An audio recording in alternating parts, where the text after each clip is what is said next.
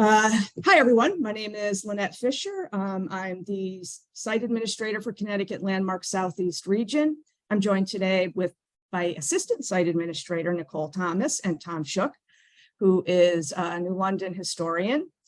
Our program today is going to be the Green Book in New London from 1937 to 1967. We are using the webinar setup of Zoom today. So you do not have to worry about muting yourself or turning your camera off. If you'd like to submit questions for our speaker, please do so in the Q&A function at the bottom of your window. We'll do our best to answer questions at the end of the program. Let's see, Connecticut Landmarks is a statewide network of historic house museums that shares 400 years of New England history. We use our historic properties to inspire an understanding of our complex past to help create a state whose people move forward together as one. The Southeast region includes the Hempstead houses, and as a site of Northern slavery, the Hempstead houses work to engage the public in understanding the historical roots of current day implications of issues related to equality and freedom and empower people to make a difference today. To view the program calendar for the Hempstead houses and other Connecticut landmark sites, please visit ctlandmarks.org. So I'm going to hand it over to Tom Schuch, who is our New London historian, and he will probably have some back and forth with Nicole, who also is very knowledgeable about our New London area. And so I will hand it over to the two of them. Welcome, Tom. Excited. Okay, thank you, Lynette, and welcome to everybody that's out there in the audience. And thank you, Nicole, for joining me for part of this. Part of the reason that I wanted to tap into Nicole's experience here is that she said something to me a few years ago, within the last year or so, about this neighborhood that we are going to be talking about and about New London. And it has to do with Hempstead Street. Nicole and I, by the way, worked together on the Black Heritage Trail in New London. I think the question that somebody asked you, Nicole, was, what's your favorite site? And your response was, I found very, very apropos and very interesting. Do you want to share that with us, please? Yeah, I was asked by a reporter from, I believe, The Day, what my favorite site on the Black Heritage Trail was, and it's very, very tough to narrow that down. And my response to that was Hempstead Street. And he's like, yeah, but what site? And I said, no, the whole street, Hempstead Street. It is full of just authentic history, Black history, maritime history, just all kinds of things that we don't typically see in our history books. So yeah, Hempstead Street is the answer for that. Everything on a lot of the things on the Black Heritage Trail happened right there on Hempstead Street. So yeah, that's right, and I love that. And it's the gateway, it's sort of at the bottom is the Hempstead houses, which is where you and Lynette are site managers there. And you go all the way up the street, all the way to the top, and there are like 6 or 7 sites along that way that are either on the Black Heritage Trail or that we're going to be talking about in this tonight. So it's a real wonderful entree into New London's history and American history and Black history, all kind of roll up into one. So thank you, Nicole, for sharing that. Thank you. Okay, we're going to be talking here today about the Negro Motorist Green Book. This is it. This is the 1940 edition. This is not going to be about the movie, by the way. This is going to be the real deal. It was started in 1937 by Victor Hugo Green. We're also going to be talking about one of the only predecessor of the Green Book, which has a connection to us, to our story today. And we'll start out with Victor Green. The Green Book is named for Victor Hugo Green, and that's his wife, Alma D. Green. They started this travel guide in 1937 and published it until Mr. Green died in 1960, and Mrs. Green published it again for 3 or 4 years, and then they passed the torch to a guy named Lamont Walker. But that's why it's called the Green Book. So what is the Green Book? Okay, it's at least 3 things. Okay, it's a travel guide, it's a survival guide, and it's a history book.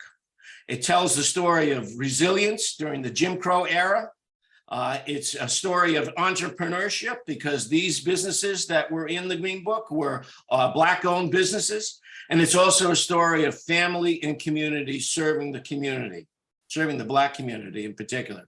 Okay, first of all, as a travel guide, this is what it looked like. The first edition was 1937. It was 18 pages. It was just sort of primitive, kind of crude.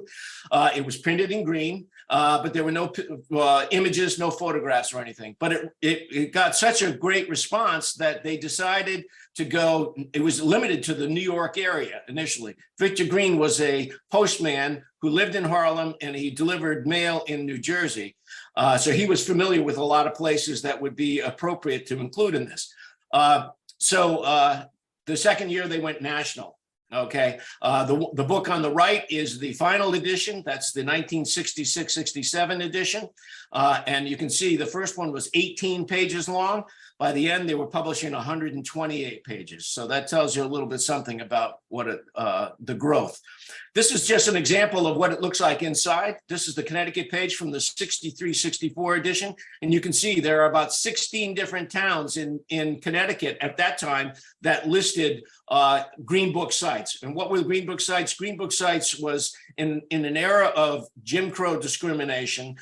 These were sites that welcomed the patronage of Black customers, okay, because it was legal at that time to discriminate in housing and services on the basis of race. And it was true not only in the South, it was true across America. So here's Connecticut in the 60s. What else did it have in there? Well, it had advertisements, and some of those were famous places like the world famous Apollo on the upper corner there on the left. They had advertisements from gasoline stations. Esso, which is Standard Oil of New Jersey in this case, it plays a very important role that you'll hear about. They also had smaller places like the Quinn's Hotel in Chattanooga, which lists itself as the most fabulous hotel for colored. Okay, now that's a language that we don't use anymore. But again, we're talking about, this is a chronicle of, this is a history book. This is the vernacular that was used at that time. Okay, and then down in the lower right corner, we see Connecticut. There's West Haven, Connecticut.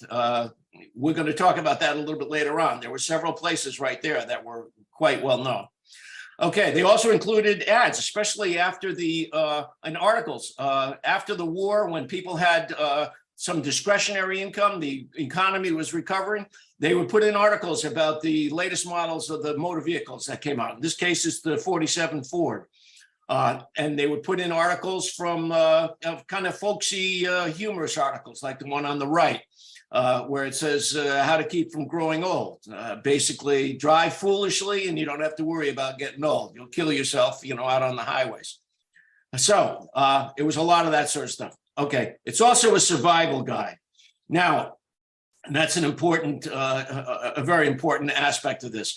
Candace Taylor published a book a couple of years ago. This is the book. It's called The Overground Railroad. She refers to that, to the network of the Green Book as the Overground Railroad, which of course conjures up the image of the Underground Railroad. And there are a lot of parallels because these were safe passage for people who were traveling. Okay, in the case of the Underground Railroad, it was escaping from the slave system. In this case, it's safe passage through Jim Crow America. Okay. All the pages have at the headings, you'll see cautionary statements like this. Keep this guide with you. Use it as your identification. You may need it. Okay. Housing conditions make this necessary. And Victor Hugo Green used very diplomatic and delicate language here. What he's talking about, housing conditions make this necessary. What he's talking about is racial discrimination, but he's using very careful language. And then at the bottom, he refers to the Green Book as providing assured protection for the Negro traveler. In other words, these are safe places where you can go, that your business will be accepted and you won't be hassled.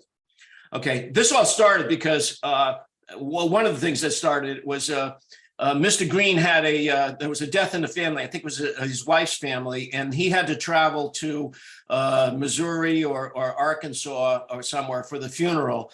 And along the way, he encountered what he called embarrassing situations. And once again, he's using very diplomatic and delicate language, because what those situations really were were racist, humiliating, degrading, debasing, and potentially lethal situations.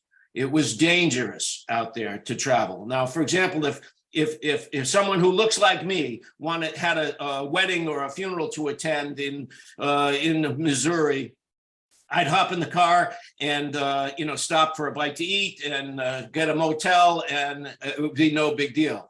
But if you were a person of color, before you left on that trip, you needed to know where you're going to sleep, okay? Where you're going to buy gas, where you're going to get a drink of water, where you're going to eat, where you're going to use the bathroom, because it was legal for anyone to refuse service on the basis of your race. So you needed to plan that out.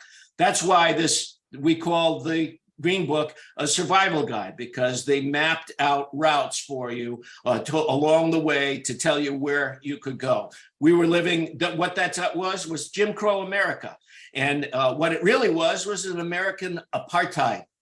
We don't like to use that term. We like to associate that with those awful conditions and people that ran South Africa for so many years. But you have to keep in mind, the apartheid system in South Africa started after the Second World War. That's about 1948, okay? By 1948, the Jim Crow system in America had been flourishing for about 60 or 70 years. So some of the things that appear in South Africa were based on what was occurring in America. And the same is true for some of the techniques that Adolf Hitler used in Germany. In his pogroms against people were also based on what was going on, what had been going on in America. What kinds of things did you have to worry about? You may be familiar with the term sundown towns, okay? A sundown town was a town that if you were a person of color, you were not to be found in town when the sun went down. There were actually places, in fact, I think there are still places that ring the bell at 8 o'clock or 9 o'clock at night. And that was the signal that if you were Black, you needed to be gone.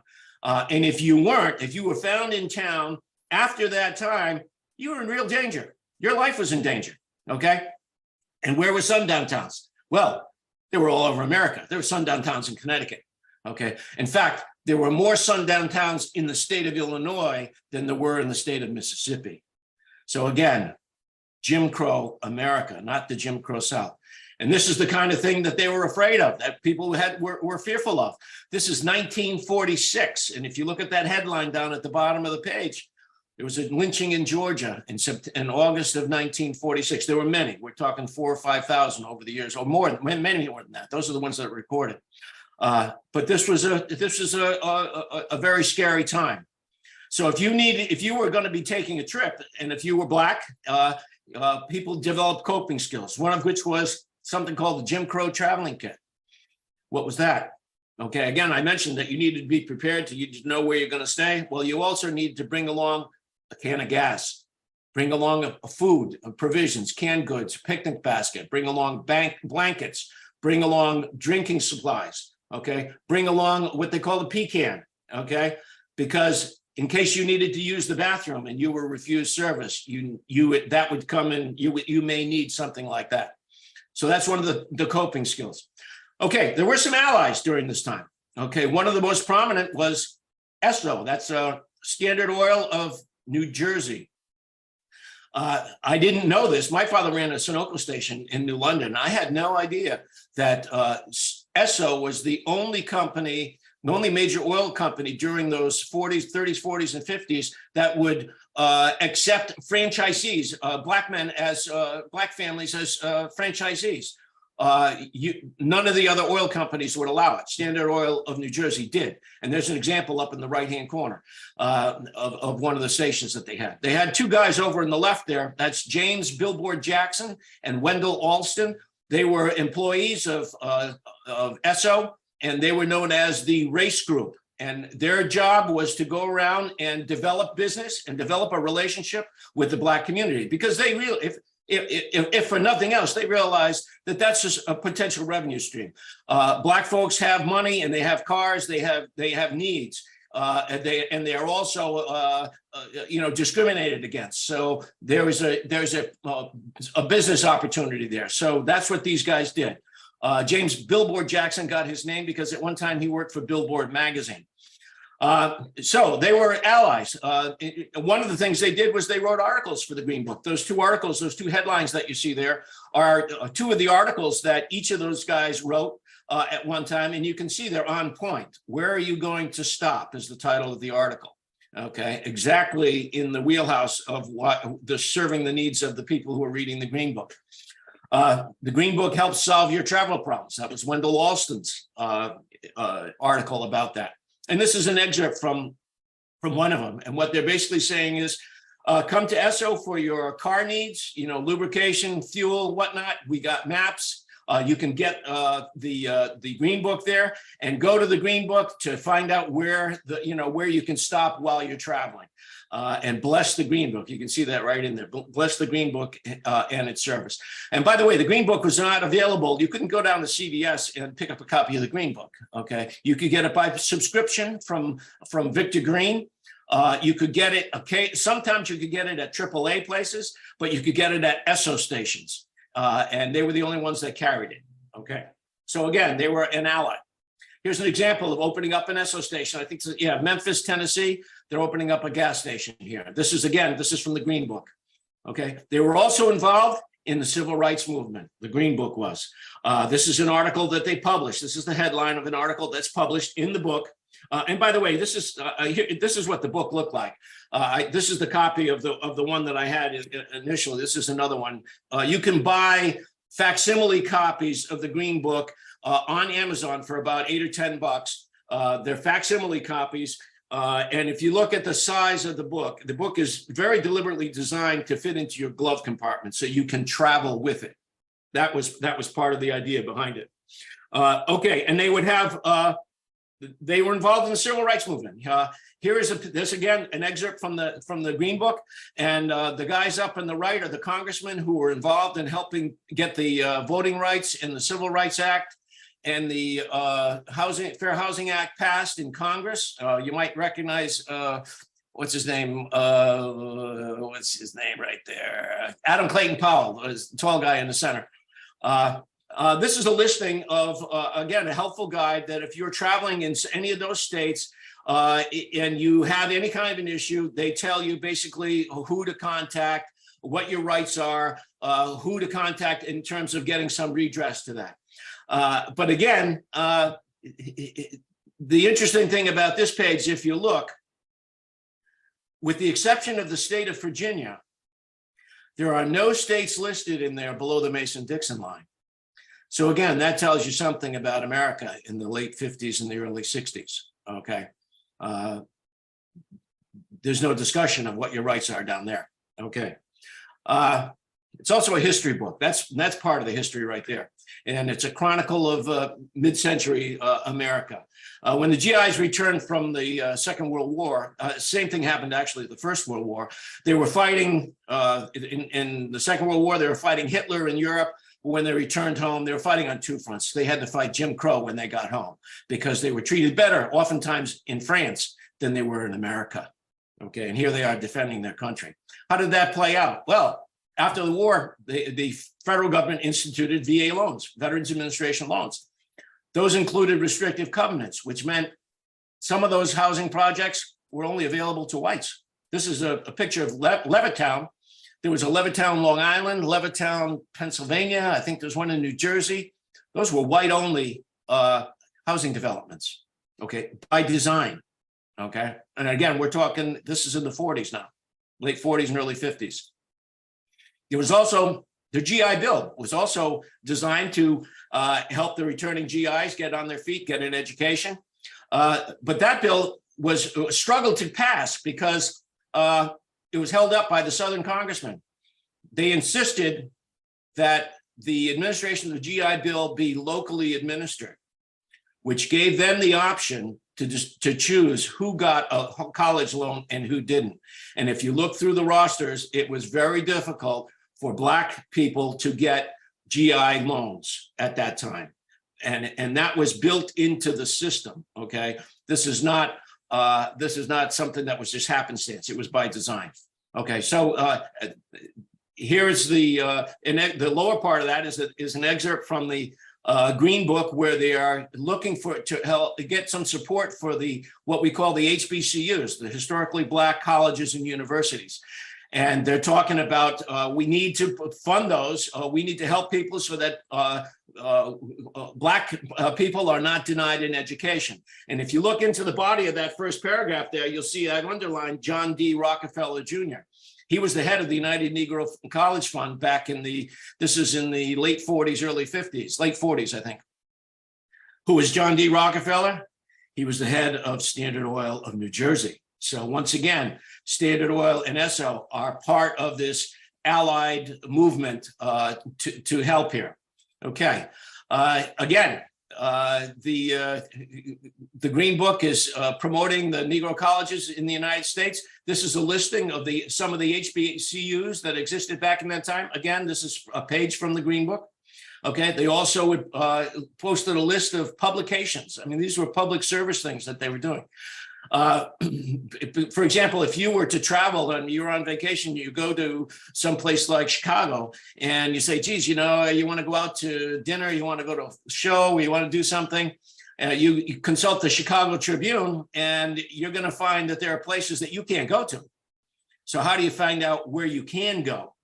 Again, this is Jim Crow America. So here's a listing of newspapers and publications around the town, around the country, that if you happen to find yourself in that place, get this newspaper because they'll tell you the places where you can get, where your patronage will be welcome. Okay, and again, that's a story of, that's a history story of not only Black America, but white America. It tells us who we are in those days. Okay, here's another example of Esso. They're hosting the Howard University business students at their offices in New York. If you look at the center of the picture, the guy behind the microphone, I believe, is James Billboard Jackson, and the guy standing behind him, I think, is Wendell Alston. And again, they're reaching out to the Black community and encouraging the young students in business fields, in the business field. In 1881, Atlanta Baptist Female Seminary is founded in Atlanta, Georgia. Okay, it's known as Spelman College today because Laura Spelman Rockefeller and her family donated large sums of money, including buildings and millions of dollars to the college campus. And they decided in 1924 to change the name to Spelman College. Laura Spelman was John D. Rockefeller Jr.'s wife, and her family were a family of abolitionists from the 50s and 80s, 1840s, 1850s. They had a long history of involvement in the movement. And who knows, maybe that's what influenced the Rockefellers to get involved in this. I don't know. But anyway, that's the origin of the name Spelman College. Here it is. Okay, again, a chronicle of American history, the changing needs of traveling in America in the 40s and 50s. We see the 1949 edition in the upper left-hand corner is focused on car transportation. They have another one on the right that caters to railroad transportation. Lower left, airline transportation, as the needs are changing and as the country is changing.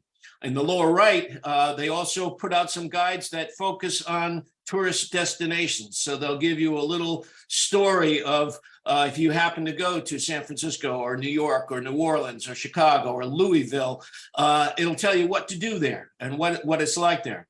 And one of the most significant issues is, you saw this earlier, this is the last edition, the 1967 edition of the Green Book. And you can see it's changed, okay? It's no longer called the Negro Motorist Book. It's called the Traveler's Green Book, okay? The person that's skiing there on the cover has very light hair. So they're no longer catering, just things are changing, okay? They're no longer catering to the same audience necessarily. And maybe the most significant thing is that you notice is that it's no longer green. Okay, by this time it's being published by Lamont Walker. This was the last year that it was published.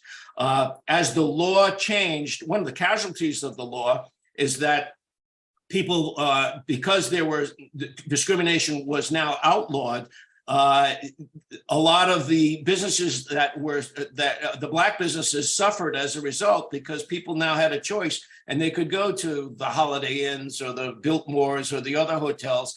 And that put a lot of these smaller Black businesses out of business, and a lot of them have disappeared. And that's why it's all the more critical that we talk about this today, because many of these places have disappeared, as you're going to see. And we don't want to lose track of that history. Okay, this is an example of the one of the tour guides of Louisville. Again, this is from the pages of the Green Book. They talk about, what to do when you get to Louisville, Kentucky, but it's also a history book. If you look at it, they're talking about, this is 1953 in Louisville, Kentucky. There are 2 libraries for Negro readers. The library system in Louisville was segregated. They had white libraries and they had black libraries. And if you look at the bottom, they also had white parks and they had black parks. Okay, again, this is American history that's recorded in the pages of the Green Book. Okay, this was something I had no idea of. There was a town in Illinois called Robbins, Illinois. It was started by a group of well-to-do black folks from Chicago. They bought up a bunch of land out in Illinois and they set up their own town. Okay, the town was owned and operated, as you can see, this are quotes from the thing, by Negroes. And because of the absence of prejudice and restrictions, opportunities for the Negro are unlimited. Okay, again, that was a necessity. This is not the only town. There are several towns. I want to say there's one called Boyd. I don't know if it's Oklahoma or Missouri, somewhere. There are more than one of these that were set up as enclaves. Okay, there were also resort areas that catered specifically to black customers. One of the most famous was Idlewild Club up on Lake Michigan in Michigan, and it was called the Black Eden. And here's a listing. These are the places that they had that were available. You can see there's hotels, tourist homes, restaurants, taverns, beauty parlors, everything. It was a popular resort, especially if you had a fair amount of money, because you had to be able to travel there. But there were other places around the country. This was the most famous of all. There was another one up on Martha's Vineyard, of all places, Oak Bluffs.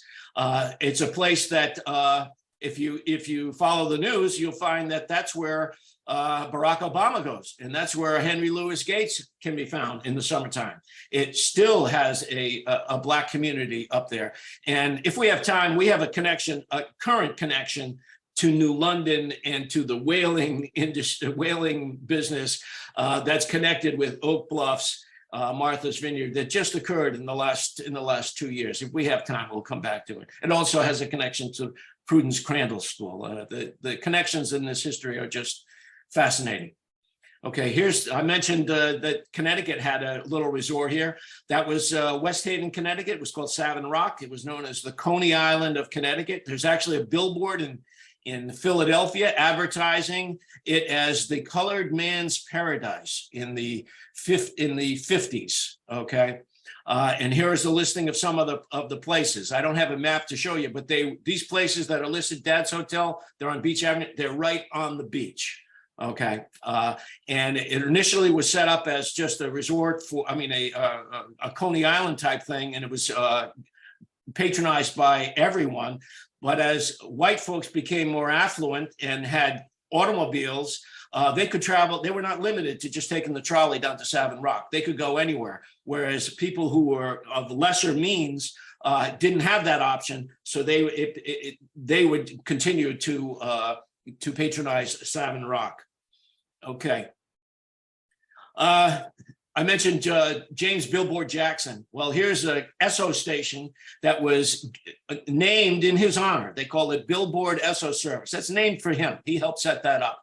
But the interesting thing about this is that it was in New Orleans, Louisiana. And if you look down at the lower left of that, it lists the owners. And the guy's name is E.L. Marsalis. And I thought, when I first saw that, I thought, E.L. Marsalis, New Orleans. Wait a minute. Okay. Well, it turns out Ellis Marsalis was involved in the civil rights movement. Okay. He was also involved in that gas station. He had 2 tourist homes in the New Orleans area, the Riverside up above, and the Marsalis Motel, which was known as the Marsalis Mansion down in around New Orleans. And the people who stayed with him, New Orleans, of course, has always had a vibrant music scene. But if you were a black musician coming to New Orleans, you couldn't stay downtown. Okay, you couldn't stay in the hotels near the French Quarter or any of those places. You needed to stay in a tourist home that would accept you as a Black person. One of those places was the Marsalis Mansion. So consequently, James Brown, Duke Ellington, Louis Armstrong, Cab Calloway, all of those guys would stay, and many more, many more, would stay at places like Marsalis's. And so you wonder, gee, I wonder if that had, what impact that had on the Marsalis family. Well, it did. This is Wynton Marsalis. He has 3 brothers. They're all musicians. Delfeo actually, I think, is a teacher. They are Ellis Marsalis grandsons. Okay, this is all an outgrowth of that Green Book, the Marsalis Mansion down there. Wonderful, wonderful story here. Here's another famous ad. This is not a bad endorsement. In 1960, Mr. Ware has a supermarket in Memphis, Tennessee, and he's getting shaking hands with the Reverend Dr. Martin Luther King and the Reverend Ralph Abernathy. Again, not a bad endorsement. But the striking thing about this was, as I'm going through the book, I turned the page, and this is on the next page, and it gave me chills. I thought, oh my God, the Lorraine Motel is 2 pages after that ad for with Martin Luther King. Now, why would that give me chills? Because the Lorraine Motel is the site on April 4th, 1968. That's exactly where Martin Luther King was assassinated. And I thought, wow, talk about a history book. My goodness. Okay. We talked about Jim Crow America. How do we know it was Jim Crow America? Let's get to New London. Why else would there be a need for 10 tourist homes catering to Black customers in New London if there weren't a Jim Crow system in place? This is a map. It's superimposed on a 1911 map, I think, of New London. And it shows the sites that were scattered around New London. They're more or less focused on the downtown area. There is one that's Lighthouse Inn, which is down towards the beach. All the rest are right here in town. Those are the sites. These are the years that they operate. Okay. You can see there's the 3 at the bottom were latecomers. They didn't advertise in the Green Book until the mid 60s. But the other places were in existence. Some of those are the original 5 that were in that 1938 thing. One of the curious things, one of the most interesting things is you notice there's one line that goes almost all the way across. By the way, the red blocks are years when there were either no Green Book was published during the war, or they don't have a copy of the 1958 one available. By the way, you can read the Green Books if you go to the New York Public Library digital collection and you type in Green Book. You can read about 25 copies of page by page of these Green Books. That's where I got most of this information. But they don't have a copy of the 1958 version. And incidentally, I mentioned, you can get these copies for about $10 or so online.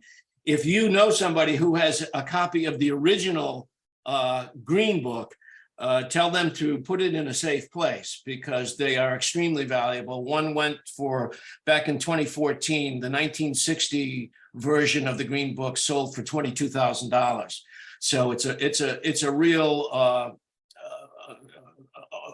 historical artifact. Anyway, if you look at the 785 Bank Street, the line goes almost all the way across to 54, and then it picks up on the next line at 46 Hempstead Street. Again, Hempstead Street. Well, that's the same lady. Okay, she ran several houses, but these are 2 that she ran continuously. We know that she did it in the Green Book from 38 till the early 60s, but we also know that she was actually doing it 10 years before that. We'll talk about her in a minute. Here's the 1938 edition. Here are the 5 places that were in New London that were listed. And each one of these places tells a story. We don't have time to go into them, but each one is a story of historical significance. Now, I mentioned the Hackley and Harrison guide. There is one known predecessor of the Green Book, and that was produced. This is it right here, the Hackley and Harrison Hotel and Apartment Guide for Colored Travelers. It was published for 2 years, 1930, 1931, by Edwin Hackley and Sarah D. Harrison. Who was that? Sadie D. Harrison was from New London. Oh, well, she's actually from Philadelphia, but she produced this book while living in New London on Hempstead Street. This is where she lived. This is about a block and a half from the Hempstead house. The house on the left is where it looked like in 1905, okay, and that's what it looked like when she was there. This is what on the right is what it looks like now. It's been renovated, and I suppose it's been improved, but there's not much left of the original structure, maybe the basement. But that's a real historic building. That and the history of that building goes all the way back to the 1840s. That building is just absolutely loaded with history. Goes back to the Amistad. It's connected to the Amistad. It's also connected to this guy. In 1929, W.E.B. Du Bois was coming to New London and he needed a place to stay. So he wrote a letter to Sadie Harrison, who was living at Hempstead Street and operating a tourist home at that time, asking her if you, I don't know if you can read it, but it says, do you know of any colored boarding houses in New London? I'm coming to New London, I need a place to stay. Because he can't stay at the Mohegan Hotel and the Crocker House, which are the two main hotels in New London. Unbeknownst to him, at that very moment, Sadie Dillon Harrison is composing her Hackley and Harrison guide. Okay, he comes to New London, he stays at her tourist home, and she puts out the book. This is her book. This is a comparison, a head-to-head comparison between the Hackley guide, Hackley Harrison guide, and the Green Book. Up top is the Hackley guide, and it's in white, and you notice there are 5 houses, 5 tourist homes listed. If you look in the 1938 section, the exact same tourist homes are listed in 1938. Sadie Dillon Harrison developed an inventory of 300 cities that she developed that went into her guide.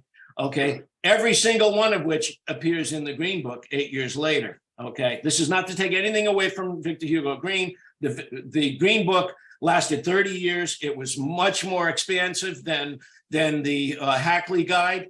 It included she included only tourist homes and apartments. He includes, the Green Book includes hotels, barbershops, gas stations, taverns, everything you can imagine. But the fact of the matter is, it appears that Sadie Dillon Harrison did a lot of the heavy lifting for the Green Book, and she deserves credit. She did it 8 years ahead of the Green Book, and hardly anyone knows anything about that. Okay. The other interesting thing is, if you notice up at the top, how do we know that about the Crocker House and the Mohegan Hotel? Well, here it is right here. She includes the Mohegan Hotel and the Crocker House with a large W after the name. So if you go to the legend for the explanation of the abbreviations, what does that mean? In 1930, the Mohegan Hotel and the Crocker House were white only. Okay. You could work there if you were a person of color, if you were Black, but you couldn't stay there. And that's why W.E.B. Du Bois ended up at the Hempstead Cottage with Sadie Dillon Harrison. Okay, Boone's Beauty Shop in New London on Main Street. This is the only business that's mentioned in the Green Book. All the rest were tourist homes. It had apartments upstairs. Okay, and the upper photograph is what it looked like in the 50s. The lower photograph is what it looks like today. It's a parking lot. Okay, again, our concern is preserving this history. Nobody knows about it, okay? Except about when I did my first Green Book talk about 4 years ago, 4.5 years ago, the night before I was doing the final preparation. I was going to do a slideshow similar to this for a program at the library. And then there were going to be 4 people who had lived through the Jim Crow era, and they were going to talk about their personal experiences. So the night before, I'm just looking through, doing the final prep, and I come across a phone book, 1954, and I see the name Spencer Lancaster in there, and it's listing him at 96 Main Street. And I thought, oh my goodness, Spencer Lancaster is going to speak on the panel tomorrow night. And I look, he is living in one of the places that I'm going to talk about as a Green Book site. And I don't know if he realizes the connection there. So the next night, as soon as he came in, I approached him. You can see I'm holding that piece of paper in my hand. And I said, Mr. Land, he's 94 years old, by the way. And he doesn't look it, doesn't act it. And I said, Mr. Lancaster, I showed it to him. I said, is this you? And he broke out. He's a wonderful man. You have to see him to experience it. But he broke into a big smile and he said, yeah, that's me. He says, that's the first place I lived when I came back to New London after I got out of the Army. And then he turns and he goes, he says, this is my daughter, Gilda. He says, she was born when we were living in that house. I couldn't believe it. And then he looks at the number and he goes, and you know what? He says, I still have the same phone number. I thought, holy mackerel, this is 70 years later. He's still got the same phone number. So this is now living history. This is not ancient history, folks. And this guy's still alive. He's still around. This was about 4 years ago. He's about 96 now, I think. I may have the age wrong on that slide. Fascinating story. Okay, this is another fascinating story. The 45 Shapley Street was a tourist home from, we know it was in the Hackley Guide, so it was from 1929 until into the 40s, okay, by Mr. and Mrs. William Gamble's, okay. That is next door to a property, 51 Shapley Street, that has a history that goes back to the 1840s. The people who owned that house in the 1840s were William and Celinda Harris Anderson. Celinda Harris Anderson is the sister of Sarah Harris Fairweather, who was the first Black student at Prudence Crandall School in Canterbury, Connecticut. They were part of the abolition movement, part of the education movement, the temperance movement, the suffrage movement, and probably part of the Underground Railroad. So the interesting aspect of that is here we have on the same property, okay, next door to each other, Celinda Anderson actually owned both houses. She sold the house to William Gamble's. We have the Underground Railroad from the 19th century, and now we have next door at 45 Shapley Street, the Overground Railroad in the 20th century. This particular property, by the way, I'm developing a talk on it, and that property you can uncover 250 years of New London history through the single lens of that piece of property. Right there on the corner of New London, which, by the way, this is where it is now. The building on the right, there's a high rise there. The street, Shapley Street, is totally gone. Okay, Shapley Street is about where that driveway is now. There's a senior housing on that property. So again, this stuff is disappearing. The Gertrude, that's down on Bank Street in New London. It was a boarding house upstairs, a tourist home upstairs. There was a retail shop on the first floor, and I couldn't figure out why was it called the Gertrude. Well, it turns out that there was a millinery shop on the first floor known as Gertrude's Millinery. That's where the name came. There was also a woman that was living upstairs called Gertrude Diana. She was operating it. The interesting connection here is the red brick building is the Gertrude. The building on the right was known as the Hotel Bristol. Okay, that's next door. In 1919, during the infamous Red Summer, okay, there were 2 race riots in New London. Okay, and one of them started right here at the Hotel Bristol, which was where there were Black sailors staying, and they were attacked by a gang of white sailors. Okay, it ended up they ended up calling out the armed Marines to put down. There was a crowd of 5,000 people. It was totally out of control. It was one of 2 riots in London, right here, right next to each other. And that's another thing that it's on the Black Heritage Trail in New London, but it's a totally unknown phenomenon in New London. Okay, the last one we're going to talk about is the home of the Bachelor on Brewer Street. This is what it used to look like a couple of years ago. It's been refurbished. And the interesting thing about this is that I've given a couple of walking tours by here. And the last 2 times that I've come by, we're standing in front of the house and we're talking about it. And a little old lady opens the window up in the upper right. She leans out the window both times and she says, "This house was in the Green Book." And I thought, wow. That's amazing. She knows it. She didn't know that before. She knows it now because we're talking about the Green Book. And she's so proud of that fact. And you can see they've taken some pride. They're fixing up the building. Thank goodness. Okay. Oops. That was not the last one. This is the last one. This is Evil Whittle. Evil Whittle, I mentioned she has 2 houses. The first one is an empty lot now at 785 Bank Street. and there's no record of it, no evidence of it there. The second one is 46 Hempstead Street. This is about 100 yards up the street from the Hempstead house. It's a beautiful house. You can see it's got the tower. It's a gorgeous house. Eva Whittle is a New London hero. She ran this tourist home for 40 years, and hardly anyone knows who she is. We need to do something about that. We need to preserve that house, and we need to do something to preserve her memory. She deserves it. Okay, this is just a little constellation I put together to show you how so much of this stuff is connected. That's the Hempstead Cottage in the middle. That's where Sadie Dillon Harrison wrote the Hackley Harrison Guide. That was built by Civilian Haley, who was an abolitionist in the 1840s, who built 5 houses for free blacks in the early 1840s. He was one of the guys that was instrumental in helping the Amistad captives gain their freedom. Okay. The first person, one of the first people to buy one of those 5 houses, in fact, it might have been this one, was John Parkus and his wife, Lavinia Ruggles Parkus. His wife, Lavinia Ruggles, is the sister of David Ruggles. David Ruggles is probably the foremost abolitionist and freedom fighter in America in the 1830s. He's from Lyme, Connecticut, by the way, grew up in Norwich. Okay, that house stayed in the family until Sadie Dillon Harrison bought it in 1926. It was sold to her by William Bush, the guy in the lower left. He was the great-grandnephew of David Ruggles. Okay, he was a noted musician himself, played the Wanamaker organ at the St. Louis Exposition. He sold it to Sadie Dillon Harrison. We know that W.E.B. Du Bois stayed in that house. The guy on the right is Benjamin Johnson. That is Sadie Dillon Harrison's half-brother. He was the 3rd Black graduate from Harvard Business School in 1921.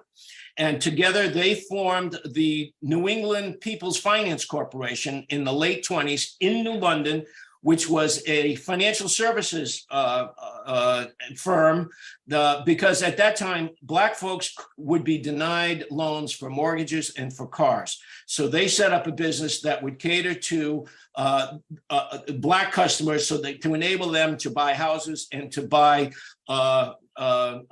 automobiles. Okay, that was Sadie Dillon Harrison once again, and that was at Hempstead Cottage. Okay, the two folks up at the top, Sarah Cheney and Linwood Bland. Linwood Bland was the president of the NAACP. He was a civil rights leader, helped break the color line at Electric Boat in Groton. Together, Sarah Cheney and Linwood Bland broke the color line in London at the local banks. Okay, both Linwood Bland and Sarah Cheney lived at 73 Hempstead Street as children. So they're all connected to that house. That's just one house. And that's part of the story of one house. Okay, we said that, there's Jim Crow America. Here are the towns in Connecticut that had Green Book sites at one time or another in over the 30-year span, the 30-year run of the Green Book. You can see there's 21 different towns, and they're all over the state. Okay. New London, for example, each star represents more than one. The star down in the lower right there, that's New London. There are 10 sites just at that star. So there are many, many sites all over Connecticut. Okay, throughout the book, many times in the different editions, Victor Green makes this statement where he says, there will be a day sometime in the near future when this guide will not have to be published. And that's when we as a race will have equal rights and privileges in the United States. And of course, the Green Book ceased publication in 1967, around the time of the Voting Rights Act, the Civil Rights Act, and the Fair Housing Act. As we read the newspapers today, we see there are still some issues that we are dealing with on a daily basis. So my question is, and it's a question that's been asked by travelers, we are all travelers from time immemorial. Are we there yet? Thank you. Thank you so much, Tom, for that wonderful presentation. That was absolutely fascinating. You always give such good presentations, and we appreciate your participation in this one today. So we have about 10 minutes left, and we have a question from one of our participants, Rachel. Rachel would like to know, did any of the establishments listed in the Green Book experience vandalism for being open to Black patronage? Well, that's an interesting question. I don't know. I don't have any definite facts on that in New London. I I'm sure that there were. That's an interesting question. I know that there is. I know of one in particular that's actually in. I think it was in the news. There was a guy named A.C. Gaston down in North Carolina.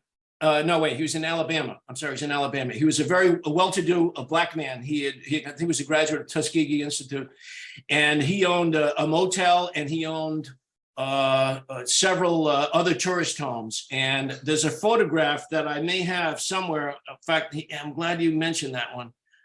If I can quickly find it, that talks about that. Here it is right here. This is the Gaston Motel. It's in Birmingham, Alabama. This was A.C. Gaston, okay? He hosted a civil rights demonstration. You can see that's Martin Luther King in the center of that photograph, and Ralph Abernathy. They're getting ready, April 1963. They were getting ready to do a civil rights demonstration in Birmingham. And this was the wreckage after a bomb was exploded there a couple of weeks later. So yes, there was. This is an extreme example of it, but I'm sure there was other stuff. But this was in Birmingham where they actually blew up the motel. Thank you for that question.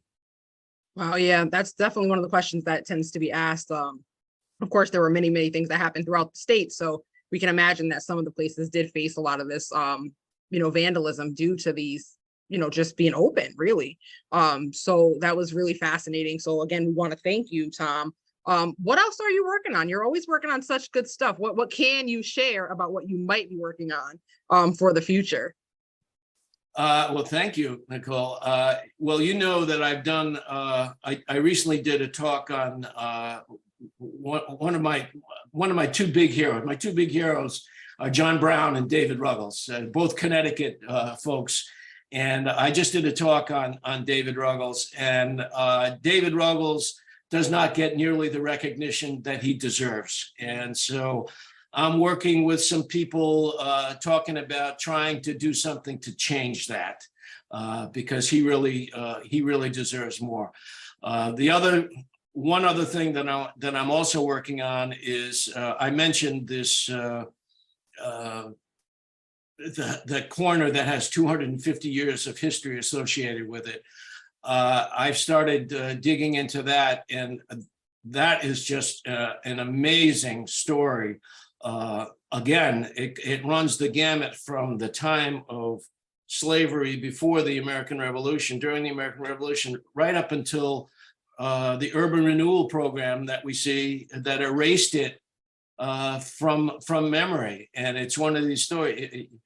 I can't wait to tell it. I don't want to give it away, but I get excited when I keep finding things. I'm thinking, oh my goodness, people aren't going to believe that this, there's so much associated with this one little street corner. And that's just one street corner.